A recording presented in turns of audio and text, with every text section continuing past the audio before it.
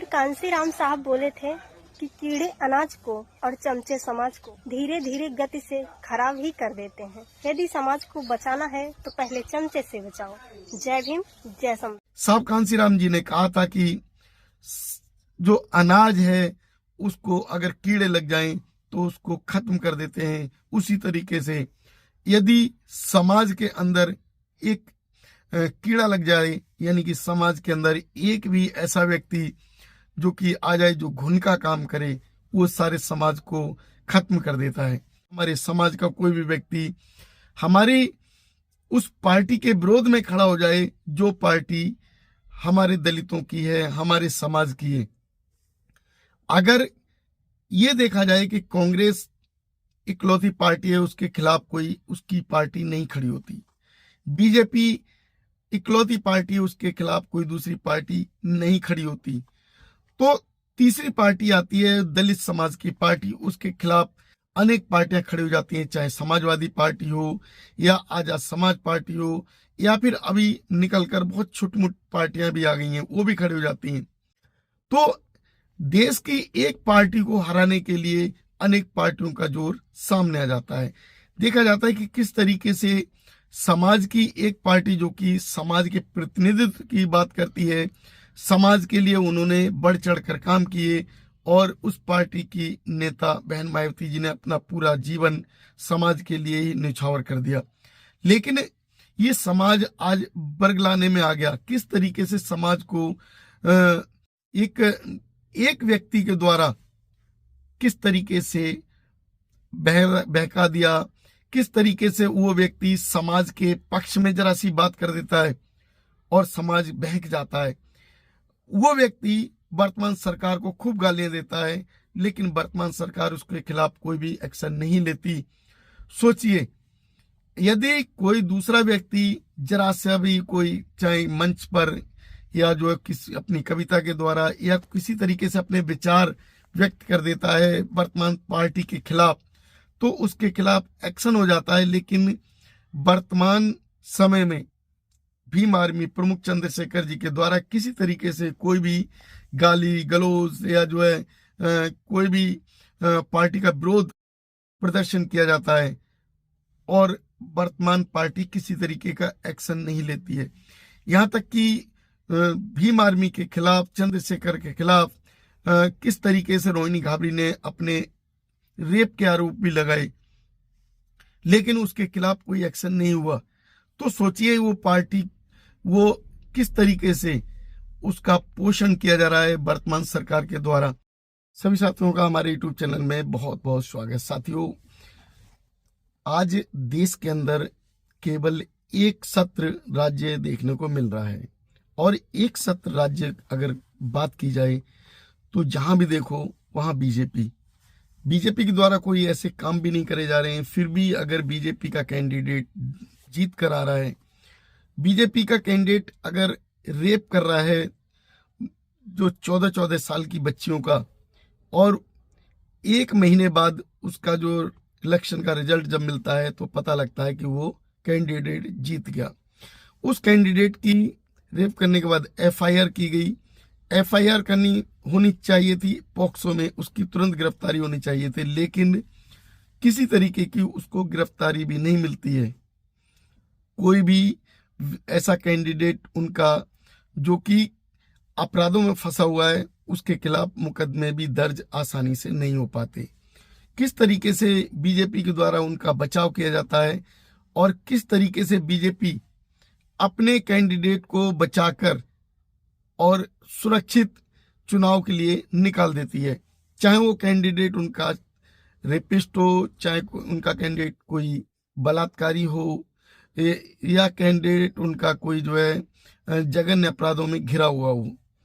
अगर कोई व्यक्ति दूसरी पार्टी का किसी तरीके से किसी केस में आ जाता है तो उसको छोड़ा नहीं जाता। हमारे देश की जो प्रशासनिक फोर्स यानी कि पुलिस उसको तुरंत उठाकर बंद कर देती है। लेकिन अगर देखा जाए कि ब्रजभूषण शरण जैसे लोग जो कि हमारे समाज की, हमारे देश की उन बच्चियों के साथ, जो कि नाबालिग हैं, उनके साथ किस तरीके से होटल में कारनामे करता है, किस तरीके से वो कृत्य करता है। और वो बच्चियां आवाज उठाती हैं, केस लगाती हैं, आवाज पहुंचती है सुप्रीम कोर्ट तक, लेकिन उसकी किसी तरीके से कोई गिरफ्तारी नहीं होती है। तो उस तरीके के जो केसेस होते हैं, उन केसेस में किस तरीके का माहौल देखने को मिलता है, ये तो सभी लोग जानते हैं। लेकिन यदि हमारे देश के कुछ ऐसे लोग भी हैं, हमारे समाज के कुछ ऐसे लोग भी हैं जो कि बीजेपी को जितवाने में पूरा सहयोग करते हैं। अगर बात की जाए सहयोग की, तो ना तो वो लोग बीएसपी को साथ लेना चाहते, ना ही वो लोग बीएसपी का साथ देना चाहते। जगह जगह मंचों से बात करते हैं कि हम बहन जी से बात करना चाहते हैं, बहन जी हमसे बात नहीं करती, हमसे मुलाकात नहीं करती। तो ऐसे लोग जो कि मंचों पर तो बोलते हैं बहन जी से मिलने की बात, लेकिन वो बहन जी तक नहीं पहुंचते। बहन जी जो कि समाज की एक ऐसी इकलौती नेता हैं, जो अगर किसी बात पर मुखर होकर आवाज उठा देती हैं तो वो बात उनकी मानी जाती है। लेकिन उनकी बात को किस तरीके के गिराने के लिए, किस तरीके से उनके खिलाफ साजिश की जा रही है, किस तरीके से समाज के खिलाफ साजिश की जा रही है, किस तरीके से समाज के लोगों के साथ अपराध कराए जा रहे हैं। अब सोचिए, एक व्यक्ति जो कि हमारे समाज का, अगर बात की जाए चंद्रशेखर जो कि सभी के मंचों पर पहुंच जाता है, और वो व्यक्ति बहुजन समाज पार्टी के मंच पर आज तक नहीं गया। तो ऐसे व्यक्ति को समाज क्या कहेगा? क्या ऐसा व्यक्ति जो कि कांग्रेस के मंच पर पहुंच गया, वो राष्ट्रीय लोकदल के मंच पर पहुंच गया, वो आम आदमी पार्टी के मंच पर पहुंच गया, और तो और जो कि गठबंधन करने के बाद वो समाज के विरोध में, यानी कि बीएसपी के विरोध में भी खड़ा हो गया। और ये भी देखा जा रहा है कि जहां कहीं भी इलेक्शन होते हैं, वहां वो व्यक्ति बीएसपी के विरोध में खड़ा हो जाता है, बीएसपी के कैंडिडेट को हराने के लिए अपना कैंडिडेट निकाल देता है। तो क्या ऐसे व्यक्ति को समाज समर्थक कहेगा या समाज विरोधी? एक सोचने की बात है। यदि देश के अंदर हमें अपनी सत्ता चाहिए, तो इसके लिए हमें एकजुट होने की जरूरत है। और यदि हमारे देश का कोई भी व्यक्ति, हमारे समाज का कोई भी व्यक्ति हमारी उस पार्टी के विरोध में खड़ा हो जाए, जो पार्टी हमारे दलितों की है, हमारे समाज की है, अगर ये देखा जाए कि कांग्रेस इकलौती पार्टी है, उसके खिलाफ कोई उसकी पार्टी नहीं खड़ी होती, बीजेपी इकलौती पार्टी है, उसके खिलाफ कोई दूसरी पार्टी नहीं खड़ी होती, तो तीसरी पार्टी आती है दलित समाज की पार्टी, उसके खिलाफ अनेक पार्टियां खड़ी हो जाती हैं, चाहे समाजवादी पार्टी हो या आजाद समाज पार्टी हो, या फिर अभी निकलकर बहुत छोटी मोटी पार्टियां भी आ गई हैं, वो भी खड़ी हो जाती हैं। तो देश की एक पार्टी को हराने के लिए अनेक पार्टियों का जोर सामने आ जाता है। देखा जाता है कि किस तरीके से समाज की एक पार्टी जो कि समाज के प्रतिनिधित्व की बात करती है, समाज के लिए उन्होंने बढ़ चढ़ कर काम किए, और उस पार्टी की नेता बहन मायावती जी ने अपना पूरा जीवन समाज के लिए ही न्यौछावर कर दिया। लेकिन ये समाज आज बरगलाने में आ गया। किस तरीके से समाज को एक व्यक्ति के द्वारा किस तरीके से बहका दिया, किस तरीके से वो व्यक्ति समाज के पक्ष में जरा सी बात कर देता है और समाज बहक जाता है। वो व्यक्ति वर्तमान सरकार को खूब गालियां देता है, लेकिन वर्तमान सरकार उसके खिलाफ कोई भी एक्शन नहीं लेती।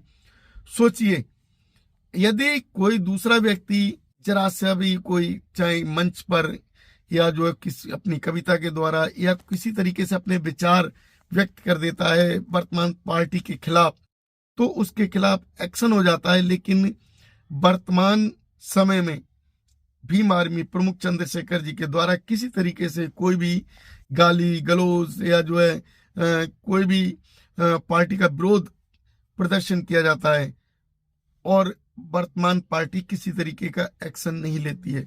यहाँ तक कि भीम आर्मी के खिलाफ, चंद्रशेखर के खिलाफ किस तरीके से रोहिणी घाबरी ने अपने रेप के आरोप भी लगाए, लेकिन उसके खिलाफ कोई एक्शन नहीं हुआ। तो सोचिए वो पार्टी, वो किस तरीके से उसका पोषण किया जा रहा है वर्तमान सरकार के द्वारा। ये समाज को सोचने की जरूरत है। एक व्यक्ति जो कि अन्य पार्टियों के साथ चला जाता है और वो व्यक्ति वर्तमान सरकार के खिलाफ भी बोलता है और बीएसपी के खिलाफ भी खड़ा हो जाता है, क्योंकि उसे इस बात का ठेका दिया हुआ है कि वो बीएसपी को हराने के लिए समाज के जो लोग हैं उन्हें एकजुट नहीं होने देगा। किस तरीके से समाज के लोगों को तोड़ने की साजिश की जाती है, किस तरीके से समाज के लोगों के खिलाफ वो बोलकर अपनी आवाज उठाता है, लेकिन समाज उसी व्यक्ति के समर्थन में उसकी चाल को ना समझकर पहुंच जाता है, उसके मंचों पर भीड़ इकट्ठी कर लेता है, उसकी चाल को नहीं समझता। तो ऐसा समाज क्या कभी सत्ता हासिल कर पाएगा? साथियों, आप लोग जो है सोचिए, बताइए, क्या जो समाज का व्यक्ति वो समाज की पार्टी के खिलाफ खड़ा हो जाए और समाज की पार्टी का जो कैंडिडेट उसे हराने के लिए अपना कैंडिडेट उतार दे, क्या हमारा समाज कभी सत्ता में आ पाएगा? क्या हमारे समाज का कोई व्यक्ति वो सत्ता में भागीदारी कर पाएगा? एक व्यक्ति जो कि मंचों पर बोलता है कि वो बीएसपी से मीटिंग करना चाहता है, एक मंच पर बोलता है कि वो व्यक्ति बहन जी से मिलना चाहता है, वो व्यक्ति दोबारा ये कह देता है कि मेरी पार्टी वो सर्वोपरि है और बीएसपी को अपनी पार्टी आजाद समाज पार्टी में विलय कर देनी चाहिए। क्या ऐसा व्यक्ति समाज का हितैषी हो सकता है? क्या जिस नेता ने पूरा अपना जीवन न्यौछावर किया समाज के प्रति और एक व्यक्ति जो कि केवल समाज के खिलाफ बोलकर समाज के उस बहुजन समाज पार्टी के खिलाफ निकलकर सत्ता में अपनी भागीदारी करता है और वो समाज को तोड़ देता है, ऐसा व्यक्ति समाज का हितकारी होगा या समाज का विरोधी? ये आप लोग बताइए, क्या ऐसे व्यक्ति को समाज बर्दाश्त करेगा?